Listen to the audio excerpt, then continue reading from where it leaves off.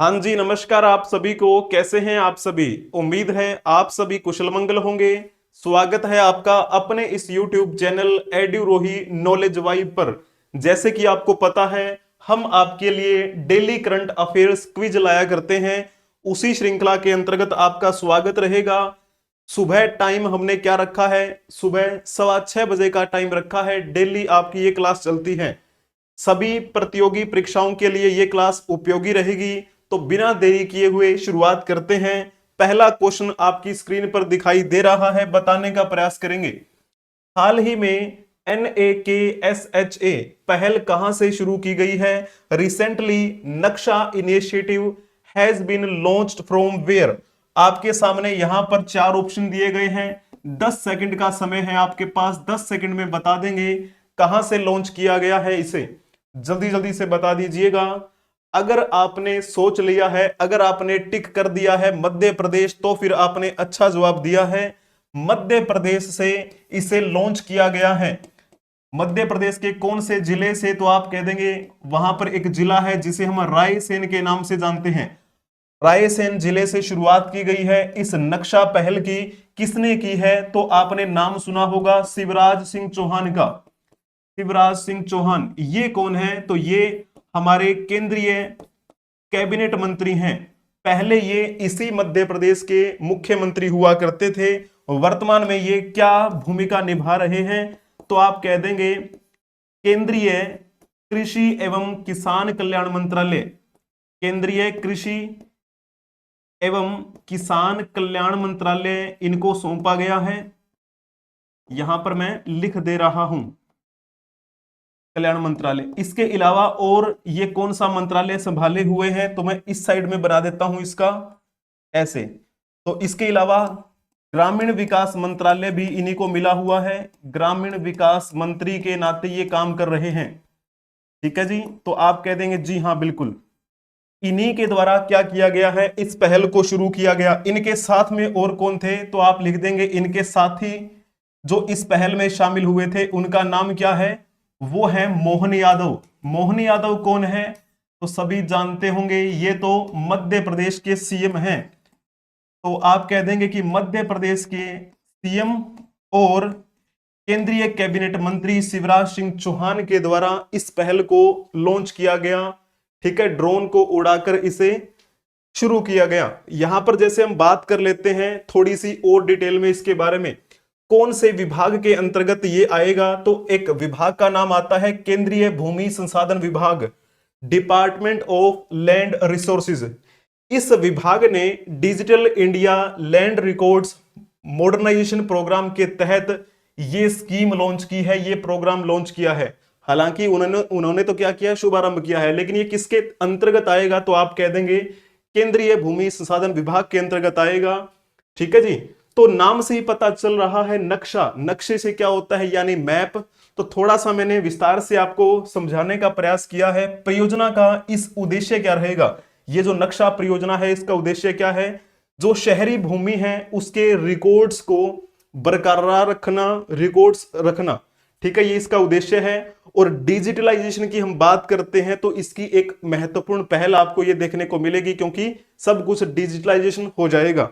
ठीक है, नागरिक जो भी हैं उनकी संपत्ति के अधिकार को सुरक्षित रखना और यह सुनिश्चित करना इस पहल का एक अंतिम उद्देश्य है। अब जैसे बात करते हैं दायरा क्या क्या है इस परियोजना का, तो 26 राज्यों और 3 केंद्र शासित प्रदेशों में इसे लागू किया गया है। इसके अलावा देश के 152 शहरों को यह कवर करेगा ये, ठीक है, प्रोग्राम। इसके अलावा मध्य प्रदेश से, यानी जहां से इसे लॉन्च किया गया है, जहां से इसका शुभारंभ किया गया है, वहां के 10 शहरों को भी इसमें शामिल किया गया है। ठीक है जी। तो आप कह देंगे जी हाँ बिल्कुल ठीक है।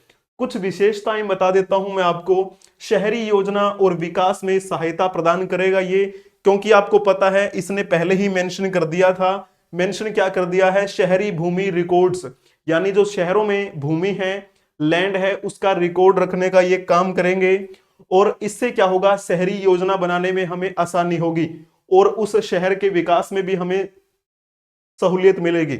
इसके अलावा रियल एस्टेट और बुनियादी ढांचे को बढ़ावा मिलेगा। इंफ्रास्ट्रक्चर डेवलपमेंट में भी हमें मदद मिलेगी। आपदा प्रबंधन में सहायता मिलेगी, असिस्टेंट इन डिजास्टर मैनेजमेंट। ठीक है, तो जाहिर सी बात है अगर हमारे पास वहां का मैप है अच्छे तरीके से हम पता लगा सकते हैं कि कहां किस प्रकार का एरिया है, कहां पर आपदा आ सकती है, कहां पर हम पहले ही सब कुछ अपना सिस्टम बना के रखेंगे, है ना। कानूनी प्रक्रिया में पारदर्शिता आएगी, मान के चलो जो भी जमीन है वो रिकॉर्ड्स में आ जाएगी डिजिटलाइजेशन के तहत, है ना। तो सब क्या है, पारदर्शी हो जाएगा सिस्टम की, हाँ ये जमीन उसी की है, डॉक्यूमेंट वेरीफाई। आजकल तो आपको पता है सब कुछ ऑनलाइन होता चला जा रहा है, फैमिली आईडी के साथ में भी। ठीक है, तो ये बहुत अच्छी पारदर्शिता का एक काम करेगा, वरना कई तो ऐसे भी हैं जिनके 20-20 किले जमीन आती है, फिर भी वो जो ट्रिपल पी यानी आपको पता है एक कार्यक्रम चलता है जिसमें कणक मिलती है, गेहूं मिलती है ना, तेल मिलता है, तो वो लेते हैं जिनके जमीन है खूब। हरियाणा में इस प्रकार आपको देखने को मिला होगा कि लगभग जो फैमिली आईडी है वो इसी कार्ड के तहत चल रही है, ट्रिपल पी का वो फायदा ले रहे हैं, लेकिन जमीन तो बहुत ज्यादा है। तो इस वजह से थोड़ी सरकार ने यहां पर भी क्या है, हरियाणा में भी ये कदम उठाया। लेकिन हम जो बात कर रहे हैं इसके बारे में, इस परियोजना के बारे में, भूस्थानिक मैपिंग यानी जियो स्पेशल मैपिंग हो जाएगी, डिजिटल भूमि रिकॉर्ड्स, इसके बारे में मैंने आपको बता ही दिया। तो ये इसकी कुछ विशेषताएं हैं, पूरे भारतवर्ष में आपको ये देखने को मिलेगी। 26 राज्यों और 3 केंद्र शासित प्रदेशों में इसे लागू किया गया है। पूरे भारतवर्ष के 152 शहरों को इसमें कवर किया जाएगा। तो चलिए थोड़ी सी मैंने बात बता दी है आपको, नेक्स्ट क्वेश्चन की ओर चलते हैं। सेकंड क्वेश्चन आपकी स्क्रीन पर दिया गया है, बताएंगे। हाल ही में भारत निर्वाचन आयोग ने भारत के रिक्त स्थान मुख्य चुनाव आयुक्त श्री राजीव कुमार को विदाई दे दी है। तो जल्दी जल्दी से बता देंगे, आपके पास 10 सेकंड का समय है, जल्दी से क्या आएगा जवाब इसका। Recently the election commission of India has bid farewell to Shri Rajiv Kumar the dash chief election commissioner of India. तो जल्दी जल्दी से बता देंगे कौन से नंबर के ये मुख्य चुनाव आयुक्त रहे थे राजीव कुमार, जो अब क्या है, विदाई ले चुके हैं। इनका कार्यकाल कल ही समाप्त हुआ है ना। तो 18 तारीख थी कल, है ना, 18/2/2025 तक इनका क्या हुआ, कार्यकाल समाप्त हो गया मुख्य चुनाव आयुक्त के रूप में। क्लियर हुआ जी आपको ये पॉइंट, आप कह देंगे जी हाँ हो गया। तो फिर आए कब थे ये, आए तो थे 2022 में मुख्य चुनाव आयुक्त के रूप में। 2022 में इन्होंने क्या ली थी, शपथ ली थी मुख्य चुनाव आयुक्त के रूप में, यानी चीफ इलेक्शन कमिश्नर के रूप में इन्होंने शपथ ली थी। कौन से नंबर के थे ये, तो आप कह देंगे 25 में मुख्य चुनाव आयुक्त थे। अगर आपने लिखा होगा बी ऑप्शन तो आपने अच्छा जवाब दिया है। अब जाहिर सी बात है मुख्य चुनाव आयुक्त किसके होते हैं, निर्वाचन आयोग के होते हैं। भारत निर्वाचन आयोग, जिसे हम क्या कहते हैं, इलेक्शन कमीशन ऑफ इंडिया के नाम से जानते हैं। इस आयोग का ये काम होता है कि हमारे भारत में जितने भी इलेक्शन होते हैं उनको अच्छे से कंडक्ट करवाएं। ठीक है, और इसमें यानी इस निर्वाचन आयोग में एक मुख्य चुनाव आयुक्त होता है, 2 अन्य चुनाव आयुक्त होते हैं, उनके बारे में दिखाऊंगा फोटो भी। तो भारत निर्वाचन आयोग की बात करें तो हमारे भारतीय संविधान के कौन से अनुच्छेद में इसका वर्णन दिया गया है, तो 324 अनुच्छेद जो है वो भारत निर्वाचन आयोग से संबंधित हैं। वर्तमान में यानी जो भूमिका निभा रहे थे राजीव कुमार, उनकी विदाई हो चुकी है कल, आज 19 तारीख है। ठीक है जी, तो अब सवाल ये उठता है कि इनकी जगह कौन आएगा। थोड़ा सा मैं आपको इनके बारे में बता देता हूं। जब ये चीफ इलेक्शन कमिश्नर बने थे यानी सीईसी बने थे, उससे पहले ये किस भूमिका में थे, ये सिंपल आप ये कह सकते हैं ये चुनाव आयुक्त बने हुए थे। ठीक है ना, लेकिन उसके बाद इन्होंने 2022 में क्या किया, 2022 में इन्होंने मुख्य चुनाव आयुक्त के रूप में शपथ ली, यानी चुनाव आयुक्त से ये क्या बन गए, मुख्य चुनाव आयुक्त बन गए। तो मैं अक्सर ये फोटो आपको दिखाया करता हूं, है ना, इससे पहले मैं आपको दिखाता रहा था जब जीके जीएस की क्लास होती थी या फिर पीछे कोई करंट अफेयर्स की बातें हुई है उनमें, तो सेम टू सेम मैंने यही फोटो दिखाई। लेकिन मैं आपको इनके बारे में बताया करता था, ये अन्य चुनाव आयुक्त हैं, इनका नाम क्या है, ज्ञानेश कुमार। ज्ञानेश कुमार, और साथ में जो आपको यहां पर दिखाई दे रहे हैं इनका नाम क्या है, डॉक्टर सुखबीर सिंह संधू। डॉक्टर सुखबीर सिंह संधू, है ना, ये दोनों ही क्या है, आईएएस अधिकारी। ठीक है जी। आप कह देंगे ये कौन से बैच के हैं, ये 1988 बैच के आईएएस अधिकारी। इनका कौन सा कैडर रहा, तो इनका केरल कैडर रहा, केरल कैडर। जब हम इनकी बात करते हैं, ये भी क्या है, 1988 बैच के ही अधिकारी हैं, आईएएस अधिकारी। लेकिन इनका जो कैडर रहा वो रहा उत्तराखंड कैडर। ठीक है, इस प्रकार आपको बातें ध्यान में रखनी है। मैंने आपको छोटा सा हिंट दिया, हिंट ये दिया कि जब ये मुख्य चुनाव आयुक्त बने उससे पहले ये चुनाव आयुक्त की भूमिका निभा रहे थे। ठीक है, उसके बाद मुख्य चुनाव आयुक्त बने। अब ये क्या है, ये दो चुनाव आयुक्त की भूमिका निभा रहे थे। आपको क्या लगता है इन दोनों में से किसे मुख्य चुनाव आयुक्त बना दिया गया होगा? घोषणा भी कर दी गई है, घोषणा भी कर दी गई है, घोषणा ये कर दी गई है, ये जो है ज्ञानेश कुमार। अब इनकी फोटो मैंने लगा दी है यहां पर। ठीक है, अब यहां पर जो मैंने फोटो लगा रखी थी, पहले यहां पे ये थे, यहां पे राजीव कुमार थे। राजीव कुमार चले गए हैं। कौन से नंबर के थे राजीव कुमार? तो वो तो थे 25वें नंबर के। अब 26वें नंबर के चीफ इलेक्शन कमिश्नर कौन बन गए हैं? तो आप नाम लिख देना, ज्ञानेश कुमार का नाम ध्यान में आ गया होगा आपके। अब बात करते हैं, ये जो सीट खाली हुई है इस जगह पर क्या नाम आएगा? इस जगह पर मैं नाम लिख देता हूं, डॉक्टर विवेक जोशी आ चुके हैं। कल की ही बात है ये। डॉक्टर विवेक जोशी ये कहां से बिलोंग करते हैं? ये 1989 बैच के आईएएस अधिकारी हैं, 1989 बैच के आईएएस। फिर और बात करें, और अगर मैं कह दूं कि ये कहां, कौन से कैडर के रहे आईएएस अधिकारी, तो हरियाणा कैडर के ये आईएएस अधिकारी रहे। अब यहां पर ये चुनाव आयुक्त की भूमिका निभाएंगे डॉक्टर विवेक जोशी। इससे जस्ट पहले ये क्या काम कर रहे थे? तो ये हरियाणा के मुख्य सचिव थे। अब क्वेश्चन बनेगा कि हरियाणा के मुख्य सचिव थे इससे जस्ट पहले, अब ये बन गए हैं चुनाव आयुक्त। यहां पे जो चुनाव आयुक्त की फोटो मैंने लगाई थी यानी ज्ञानेश कुमार, वो बन गए हैं मुख्य चुनाव आयुक्त। और कौन से नंबर के? 26वें नंबर के। जहां से आए हैं, हरियाणा के मुख्य सचिव पद से आए हैं ये डॉक्टर विवेक जोशी। अब हरियाणा का मुख्य सचिव कौन होगा? अभी क्या है, वो एक क्वेश्चन मार्क है। अभी उसके बारे में ऐसी इंफॉर्मेशन मुझे मिली नहीं। अभी जो सूचना जो मैंने देखी है, ऑल इंडिया रेडियो की बात करूं या हम बात करें अपने प्रेस इंफॉर्मेशन ब्यूरो की, भारत सरकार का जो मंत्रालय है उनके तहत एक न्यूज एजेंसी है, तो उस पर क्या है, अभी दो ही बातों का जिक्र हुआ था। एक तो ज्ञानेश कुमार का, और एक इनसे जस्ट पहले जो थे राजीव कुमार, जो अभी विदाई ले चुके हैं, कल ही उन्होंने विदाई ली। इनके बारे में कोई जिक्र नहीं हुआ, इनके बारे में कोई जिक्र नहीं हुआ अभी। ठीक है ना? ठीक है, तो ये यहीं पर हैं फिलहाल। मैंने इनकी फोटो नहीं हटाई है। ठीक है ना? क्योंकि आपको पता है वर्तमान की दृष्टि से एक मुख्य चुनाव आयुक्त होता है, दो अन्य चुनाव आयुक्त होते हैं। पहले ये श्रृंखला बनती हुई नजर आ रही थी आपको। अब क्या हो जाएगा, अब यहां पर ये चले गए ऊपर, यहां इनकी जगह पर आ जाएंगे डॉक्टर विवेक जोशी। आप इस फोटो में भी देख लीजिएगा, यहां पर फोटो मैंने लगाई नहीं है क्योंकि वो उन्होंने एक शब्द के रूप में, जैसे ये डॉक्यूमेंट्री फोटो होती है ना, इस प्रकार की फोटो मुझे मिली नहीं। हो सकता है कि वो अभी शब्द लें। लेकिन जब इनकी बात करें तो इन्होंने अन्य चुनाव आयुक्त के रूप में शपथ कब ली थी? तो 2024 15 मार्च की बात है जब इन्होंने यहां पर शपथ ली थी इस जगह। ठीक है, मैंने आपको बहुत बार बताया हुआ है, थोड़ा सा आपको बताने के लिए। यहां पर थोड़ी और बातें लिखी हुई हैं। चुनाव आयुक्त श्री ज्ञानेश कुमार, है ना, डॉक्टर सुखबीर सिंह संधू ने सीईसी राजीव कुमार के समावेशी, परिवर्तनकारी और उद्देश्यपूर्ण नेतृत्व की सराहना की, जिसने चुनावी प्रक्रियाओं को मजबूत किया है, चुनाव प्रबंधन के क्षेत्र में वैश्विक स्तर पर भारत का कद बढ़ाया है। ये कब तक की बात रहेगी? ये 18 फरवरी 2025 तक की बात रहेगी।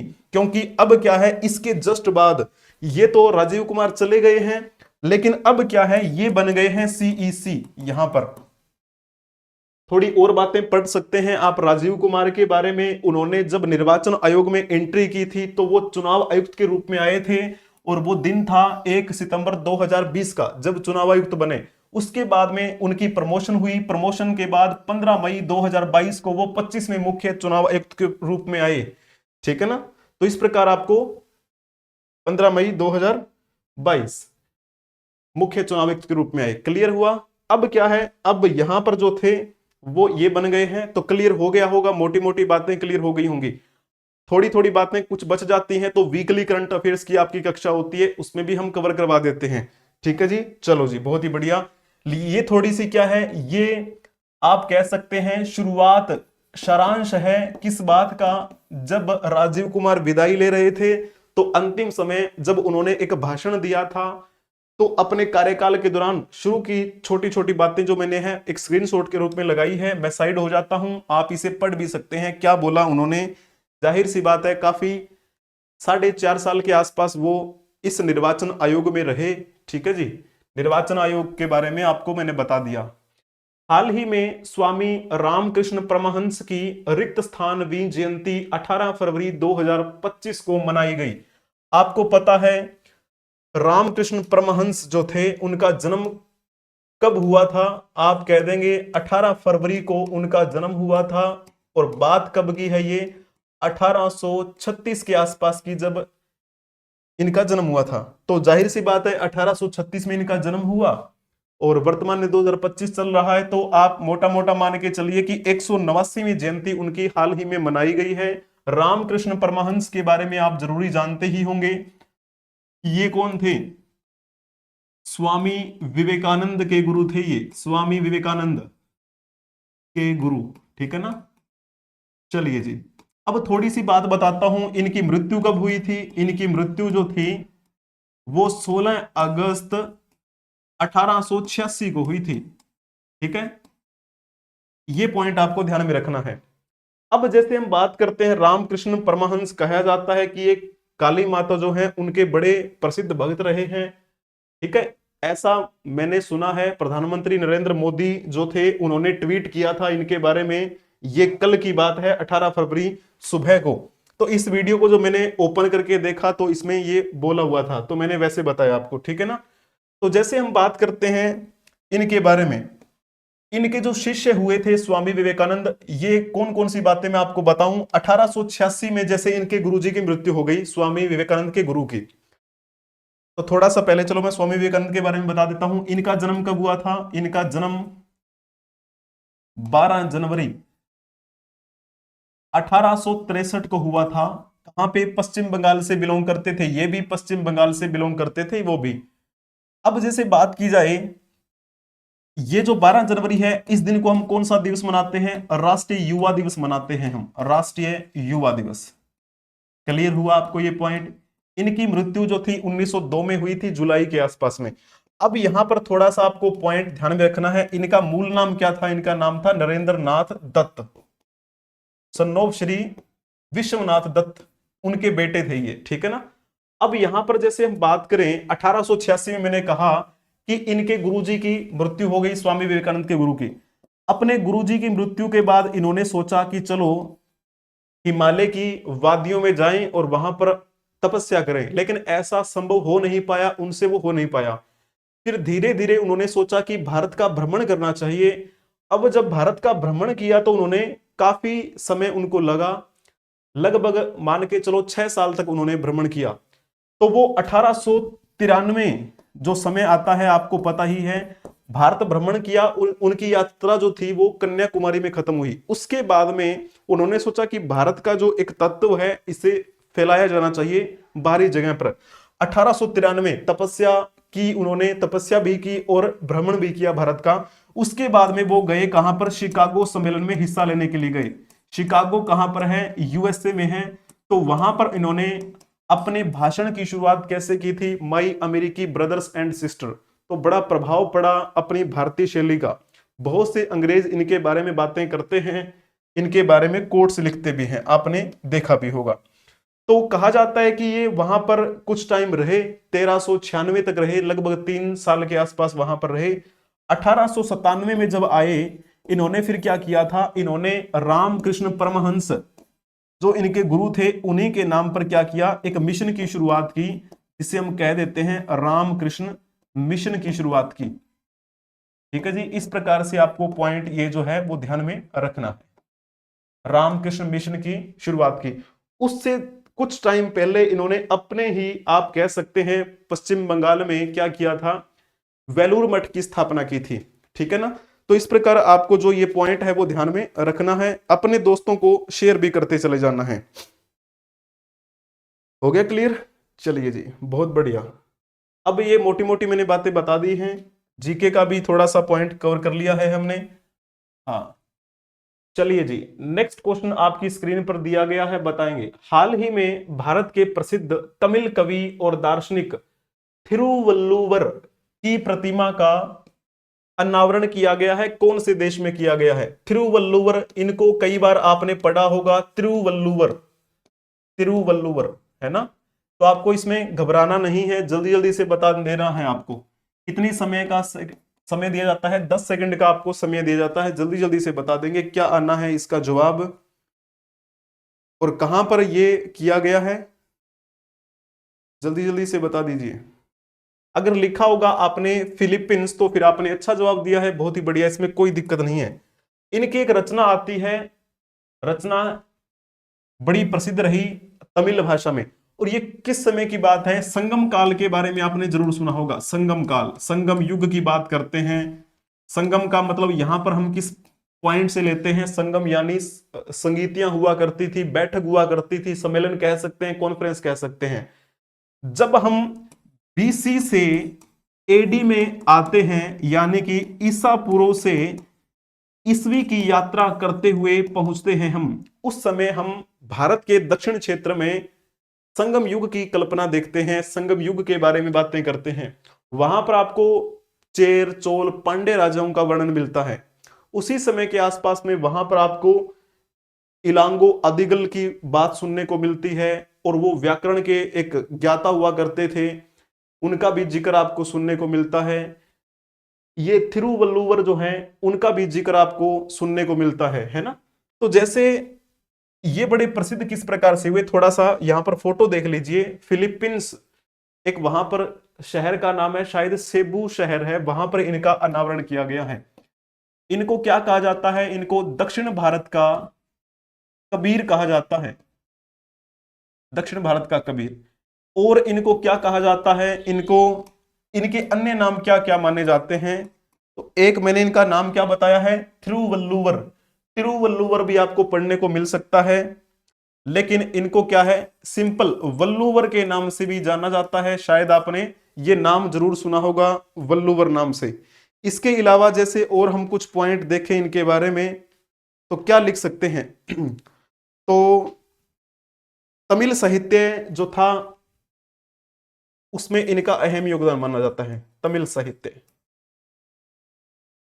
एक अच्छे संत की भूमिका इन्होंने निभाई, एक अच्छे दार्शनिक की भूमिका इन्होंने निभाई। ठीक है जी। इन्होंने जो रचनाएं लिखी थी, उन रचनाओं में जैनिज्म के बारे में भी थोड़ा बहुत बताया गया है। इस वजह से इनको जो चाहने वाले जो लोग थे, इनको जो मानने वाले लोग थे, वो कौन कौन से थे? तो वो थे आपके जैनिज्म के भी थे, बुद्धिज्म के भी थे, वैष्णव संप्रदाय जो था वो भी माना करते थे, शैव जो थे वो भी, यानी सभी जो हैं वो इनकी रिस्पेक्ट किया करते थे। इनकी जो रचना आती है, उस रचना का नाम क्या है? कुराल नाम आपने सुना होगा, कुराल। ये कुराल बड़ी प्रसिद्ध पुस्तक है, इनके द्वारा लिखी गई है। इसमें किस प्रकार का वर्णन हमें देखने को मिलता है? इसमें 3 विषय वैसे बताए जाते हैं। एक तो है आचार शास्त्र, आचार शास्त्र के बारे में जानकारी मिलती है। इसके अलावा राजनीति शास्त्र के बारे में आपको जानकारी मिलती है, ठीक है ना? और एक आप कह सकते हैं सामाजिक परिवेश, कुछ ऐसा, है ना? और प्रणय, ऐसी जानकारी आपको मिलने को मिलती है। अभी हाल ही में ऐसा क्या हो गया है कि फिलीपींस वालों ने अपने शहर में हमारे भारत के एक प्रसिद्ध तमिल कवि और दार्शनिक थिरुवल्लुवर की प्रतिमा का अनावरण कर दिया है। तो जैसे आपको पता है, हर कंट्री दूसरे कंट्री के साथ संबंध बनाती है, चाहे वो किसी भी प्रकार से हो। तो हमारे भारत को और फिलीपींस को भी अगर देखा जाए, तो इनके बीच में भी राजनयिक संबंध है ना। तो अब कितने वर्ष हो चुके हैं? 75 वर्ष पूरे हो गए हैं। तो 75 वर्ष पूरे होने की खुशी में फिलीपींस वालों ने क्या किया है? थिरुवल्लुवर की प्रतिमा का अनावरण किया है वहां अपने शहर में। और वो शहर जो मैंने आपको बता ही दिया, सेबू शहर, सेबू। क्लियर हुआ? फिलीपींस की राजधानी क्या है, आप कमेंट में बताएंगे वीडियो जब एंड हो जाए तो। चलिए जी, नेक्स्ट क्वेश्चन आपकी स्क्रीन पर दिया गया है, बताने का प्रयास करेंगे। ये जल्दी जल्दी से बताना है। चलो वैसे तो मैं आपको होमवर्क नहीं देता हूं, चलो मैं ये बता ही देता हूं, लेकिन होमवर्क आपका वो रहेगा जो मैंने अभी जस्ट आपसे पूछा है, क्या फिलीपींस की राजधानी कौन सी है। अब ये बताइएगा, हाल ही में भारत कतर संयुक्त व्यापार मंच के उद्घाटन समारोह में भारत की ओर से किस केंद्रीय मंत्री ने भाग लिया। अभी कल की ही बात है, 18 तारीख, है ना। जल्दी जल्दी से बता देंगे आप, क्या आएगा जवाब इसका। अगर लिखा होगा आपने पीयूष गोयल का नाम तो फिर आपने अच्छा जवाब दिया है, पीयूष गोयल ही तो ये संभाले हुए हैं, है ना, ये दायित्व अपना। तो केंद्रीय वाणिज्य और उद्योग मंत्री की भूमिका कौन निभा रहे हैं, यही निभा रहे हैं। यहां पर लिख देता हूं मैं, केंद्रीय वाणिज्य और उद्योग मंत्री, या फिर आप कह दें इनको कौन सा मंत्रालय मिला हुआ है, वाणिज्य और उद्योग मंत्रालय मिला हुआ है, इनको ऐसे बोल सकते हैं, ठीक है। अभी कतर जो है यहां पर आपको देख रहे होंगे, ये शेख दिखाई दे रहे हैं, इनका स्वागत खुद प्रधानमंत्री नरेंद्र मोदी ने एयरपोर्ट पर जाकर किया था। आपने वो न्यूज भी सुनी होगी, देखी होगी। अमित शाह के बारे में आपको पता होगा, ये वर्तमान में गृह मंत्री की भूमिका निभा रहे हैं।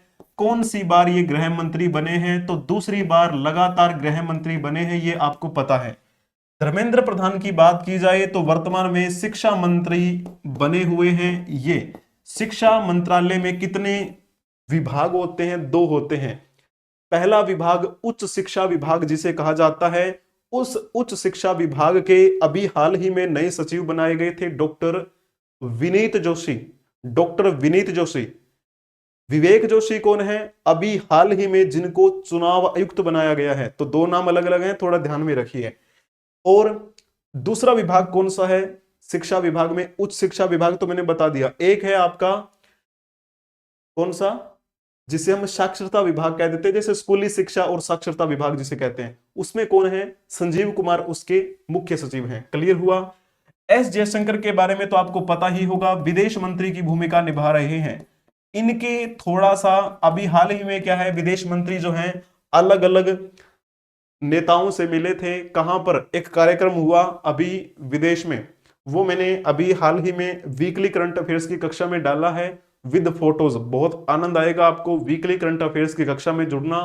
हर संडे 7:15 बजे होती है। अब आपके मन में आ रहा होगा, क्या ये अगर हम डेली क्लास ना करें तो वीकली करंट अफेयर्स में काम चल जाएगा। चलने को तो चल ही जाता है, काम चलाने में क्या ही है, लेकिन ये जो डेली करंट अफेयर्स में जो क्वेश्चन मैं आपको प्रोवाइड करवाता हूं, वो क्वेश्चन आपको वहां पर नहीं मिलेंगे। थोड़ा बहुत आपको मिल सकता है, लेकिन ऐसा नहीं है कि आपने ये छोड़ दिया और वो कर लेंगे तो ये क्वेश्चन तो आपको रह ही जाएंगे। इसीलिए आपको ये भी करनी है, उसमें आपको अलग क्वेश्चन मिलेंगे। जैसे मैंने अभी बताया ना, विदेश मंत्री कहां पर गए हुए थे, तो वो मैं पूरी तैयार कर रखी है पीपीटी, और चल रही है धीरे धीरे, जैसे जैसे दिन बीतते जाते हैं ना, वैसे वैसे कुछ बातें मैं आपको डेली करवा देता हूं, 4-5 क्वेश्चन उसका एक्सप्लेनेशन बता देता हूं, ठीक है, ऐसे होता है बस। चलिए जी, आज के लिए इतना ही रखेंगे। अगर आप इस कक्षा में नए आए हैं तो कक्षा को लाइक कर देंगे, अपने दोस्तों के साथ इसे शेयर भी कर देंगे। अगर आपने चैनल को सब्सक्राइब नहीं किया है तो सब्सक्राइब कर लीजिए, बेल आइकन बटन को भी प्रेस कर लीजिए, ताकि समय से पहले आपको क्लासेस की नोटिफिकेशन मिलती रहे, ठीक है।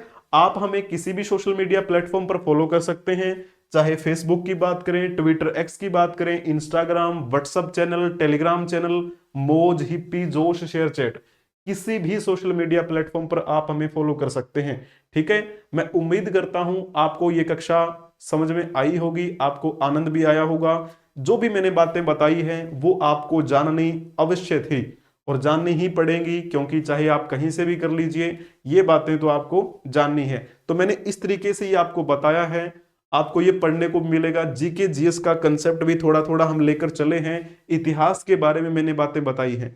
तो चलिए मिलते हैं कल डेली करंट अफेयर्स क्विज वाली क्लास में। वीकली करंट अफेयर्स के लिए भी तैयार रहेंगे, मंथली करंट अफेयर्स क्विज के लिए भी तैयार रहेंगे, ठीक है जी। नमस्कार, जय हिंद, जय भारत।